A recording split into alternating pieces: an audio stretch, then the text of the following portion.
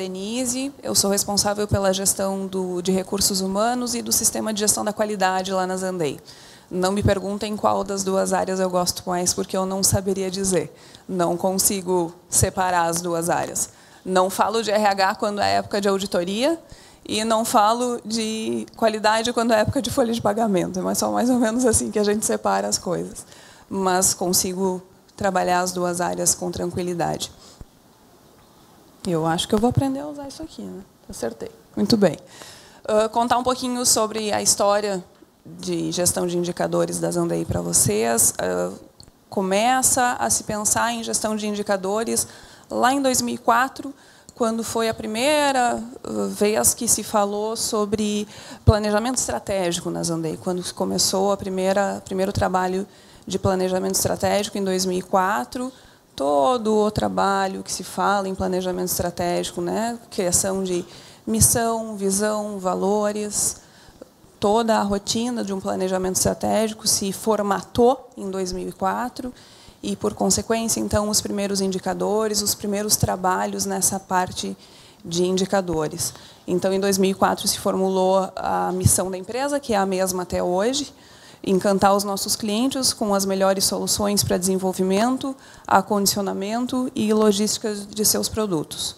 Sempre é o trabalho da empresa, encantar os nossos clientes e trazer soluções para eles. É sempre o trabalho que todo mundo que trabalha na Zandei, os 160 funcionários que nós temos lá dentro, trabalham com esse propósito. Encantar os nossos clientes e trazer soluções para eles. É esse sempre o foco que a gente trabalha com todos eles. E fazendo essa evolução, trabalhando a evolução, que é sempre o nosso objetivo, em junho de 2012, a Zandei conquistou a certificação da ISO 9001, na versão 2008, e nós fizemos a renovação da certificação esse ano. E, então, lá em 2012, foi feita a criação, então, de novos, alguns indicadores permaneceram, mas novos indicadores baseados, então, nos objetivos de qualidade, que foram criados a partir do processo do sistema de gestão da qualidade da ISO 9001. Falando um pouquinho para vocês, são 5 os nossos objetivos de qualidade: desenvolver marcas e novas linhas para os clientes e prospects, aprimorar o nosso processo produtivo, introduzindo novas tecnologias que contribuam para a sustentabilidade com o aumento da produtividade e condições de trabalho. Isso aqui é bem amplo, tem vários indicadores que abordam esse objetivo. Aperfeiçoar a qualidade no atendimento aos clientes e produtos entregues. Desenvolver treinamento contínuo, promovendo a capacitação dos colaboradores. Aí eu entro bastante nessa área, que são os indicadores de recursos humanos. Buscar os processos adequados de conscientização e preservação do meio ambiente e desenvolver práticas de responsabilidade social. Esses são os nossos objetivos de qualidade e, a partir deles, se criaram, então, os indicadores da empresa. Atualmente, então, a gente analisa 17 indicadores. Já foram mais, reduziu-se, então, para 17. Não existe, né, gente, um número padrão para indicadores, tá? Algumas empresas trabalham com muitos indicadores, outras empresas trabalham com pouco só de gestão, né? Só indicadores estratégicos. Esses 17 indicadores que nós temos, alguns são estratégicos, outros são bem operacionais. Nós trabalhamos mensalmente com esses 17 indicadores. Cada gestor da empresa tem pelo menos um indicador sob sua responsabilidade, tá? Além dos indicadores de desempenho, que são esses 17, a gente também avalia os indicadores do CIS. Nas reuniões de avaliação dos indicadores, a gente apresenta os resultados do CIS, porque nem todos os nossos indicadores da Zandei são os mesmos que são controlados no CIS. Então, é importante que a gente apresente esses dados também, tá? O grande desafio de qualquer empresa que faz controle de indicador é o engajamento das pessoas. Fazer com que as pessoas entendam esses números, entendam esses resultados e busquem a melhoria desses números é sempre o grande desafio. E também é um desafio da Zandei, né? E entender os números, trabalhar esses números e fazer a melhoria sempre vai ser o grande desafio que a gente tem lá dentro. Aqui eu trouxe alguns exemplos, tá? Da forma como a gente apresenta os resultados e alguns exemplos dos nossos indicadores. Essa é a forma como a gente apresenta os resultados em gráfico nas reuniões. Tá? Eficiência produtiva de sopro, nós trabalhamos com sopro e injeção, então o controle é separado também dessa eficiência. Tá? Nosso objetivo de eficiência produtiva está em 85%. Vamos mudar esse objetivo, com certeza. Tá? Fechamos, agora a gente está com uma média de 90%, quase 91% de média em 2015. Então, agora, fechando o semestre, a gente deve fazer alteração de meta. Tá? Isso é uma coisa que a gente faz também, análise de dado. Aqui, que eu quero mostrar para vocês também, isso é uma coisa que eu quero que vocês entendam como é que a gente faz a compreensão desses dados. Nós temos 3 turnos de produção. Existe uma eficiência produtiva de sopro, mas existe também uma separação da eficiência produtiva por turno, como que está a eficiência de cada um dos turnos. E é muito importante que todos entendam esse resultado. Eu posso colocar esse número, esses gráficos no mural, ok. O pessoal vai olhar, vai passar ali, vai olhar o resultado, tá legal. Meu número está acima da meta, ok.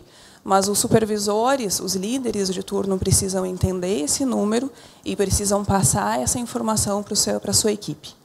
Por isso, eles participam das reuniões de indicadores todos. Tá? Eficiência produtiva da injeção. Vejam que no início do ano a gente estava abaixo da nossa meta. Tá?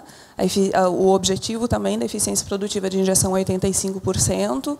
Fizemos algumas ações que eu vou mostrar para vocês como é a análise disso, muito parecido com o que o Albano mostrou, tá? De análise de resultados. E a gente está conseguindo, aos poucos, recuperar esse resultado. Esperamos que continue.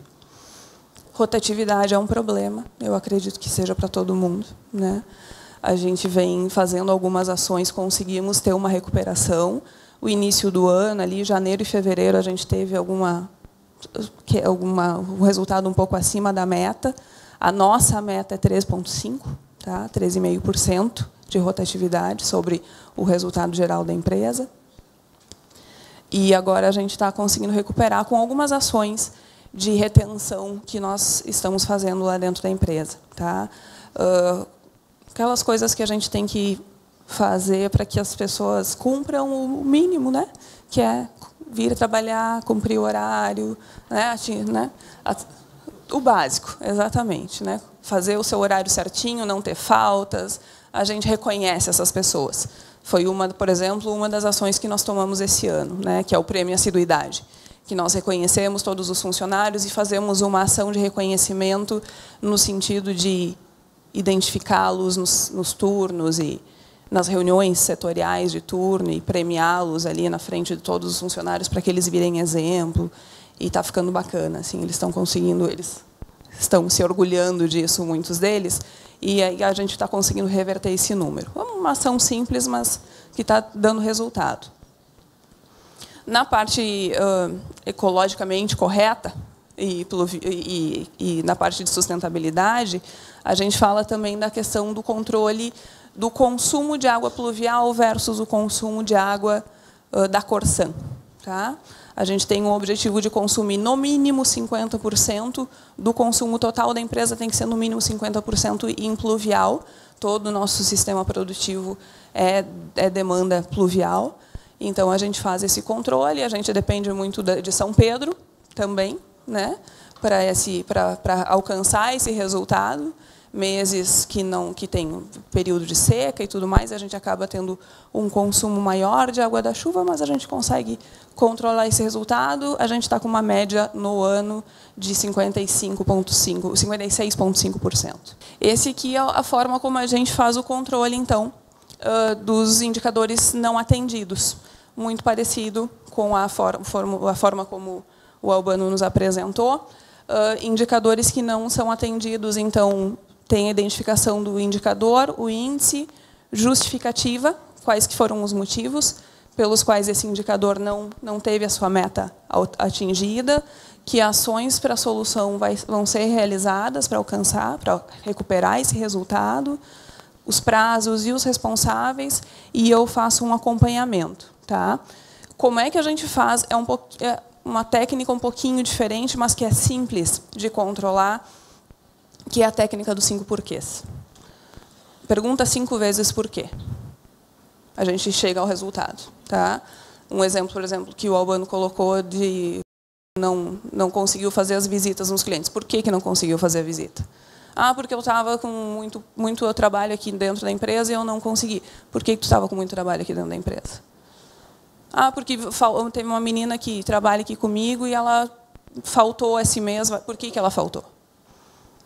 Na 5ª vez que tu faz essa pergunta, tu vai chegar à justificativa real do motivo que tu não alcançou esse resultado. É uma técnica muito simples, tá? Que normalmente a gente consegue ter um resultado bem bacana. E aí eu faço o controle ali no acompanhamento do sistema de gestão. Eu faço o acompanhamento dentro do prazo que a pessoa determinou, que o responsável determinou, se atingiu, se atendeu essa meta. Está em andamento ainda, porque tem muitos objetivos que a gente não consegue, não é de um mês para o outro, óbvio, né? Não tem essa obrigatoriedade de se alcançar resultados, de se atingir meta de um mês para o outro. Ou, se não se alcançou, vai ficar em vermelhinho ali e a gente define uma nova ação, uma nova atividade para a recuperação de resultado. Com relação ao CIS, qual que é a importância desse controle, desse trabalho do CIS, a nossa percepção lá na Zandei? Tá? Primeiro, falamos muito disso antes, a questão do comparativo. Né? Quando nós temos informações de outras empresas do setor, a gente consegue se comparar. Comparar a Zandei, histórico da Zandei. Nós temos histórico desde 2002 de muitos indicadores. Né? Mas comparar a Zandei com Zandei é só olhar para a história. Né? Quando eu comparo a Zandei com outras empresas, eu tenho uma informação muito mais ampla, muito mais forte. Então, fica mais tranquilo de trabalhar e eu tenho mais base, mais embasamento de informação. Então, isso permite que eu detecte com mais precisão. Então, também, que áreas que necessitam de mais atenção. Fazer o comparativo, buscar informação, trocar ideia com as empresas do setor. Fica mais tranquilo quando eu tenho essas informações na mão. Né? A fórmula de cálculo, gente, é muito fácil. Tem um manual de instruções no CIS, né, Roberto, que a gente estava conversando antes. Isso facilita muito para quem não tem esse hábito. Para as empresas que ainda não estão trabalhando com indicadores, eu acredito que a maioria das empresas hoje tem pelo menos alguns indicadores, né, que façam esses controles nas suas empresas. Mas quem não tem esse hábito, trabalhar só com os indicadores do CIS já é muito bom, porque os indicadores básicos, os mais importantes, estão ali. E a forma de buscar as informações para medir esses indicadores está tudo ali. Né? Tem toda a fórmula de cálculo. Então, fica muito fácil e muito tranquilo de pegar esses dados. Aí é outra história. Né? Estamos aqui em vários. Também é uma coisa que eu venho conversando há muito tempo também lá na empresa com o Edilson, a questão de quantas empresas eu tenho alimentando essas informações no CIS. Quando eu sou uma das 12, até esses meses atrás, né, que alimentavam esses dados, não tem embasamento. Fica difícil de eu me comparar com 12 quando eu sei que deveriam ser 40, por exemplo. Né? Fica fraco. Se eu tiver 40, aí sim. Todos nós vamos conseguir nos comparar de uma forma muito mais forte, com muito mais segurança na informação. Né? A minha rotatividade, o absenteísmo, a produtividade, as informações financeiras, tudo vai ficar mais forte e mais seguro para todos nós.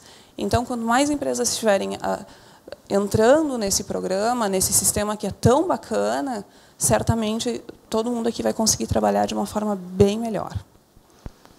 E o ideal, obviamente, seria que depois que a maioria dessas empresas estivessem dentro do CIS, a gente conseguisse separar por player, para daí fazer uma comparação ainda mais embasada. Né? Nós temos no Simplast empresas de diversos segmentos do plástico. Né?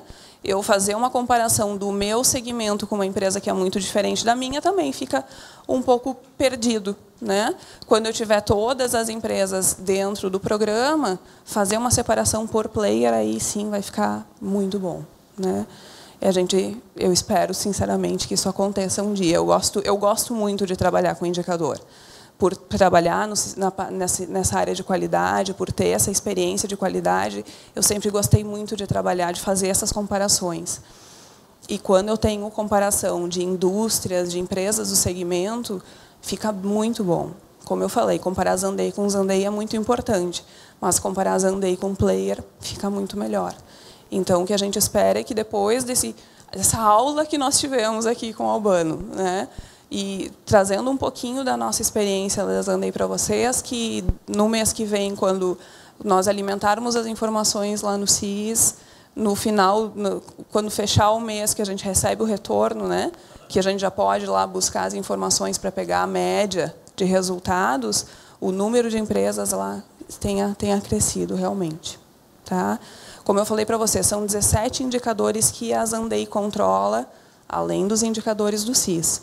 Se alguém tiver interesse em saber quais são todos esses 17 indicadores da Zandei, como que a gente faz o controle, como é que está o nosso resultado, fiquem à vontade. Tá? Vocês podem conversar comigo, me ligar, entrar em contato, que a gente passa as informações sem problema nenhum. Tá?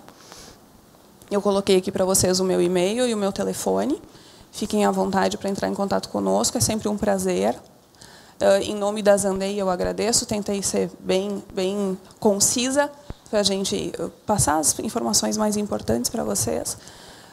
Fico muito feliz em participar desse processo com vocês. Em nome da Zandei, eu agradeço e fico à disposição para sempre que vocês precisarem de alguma coisa. Obrigada.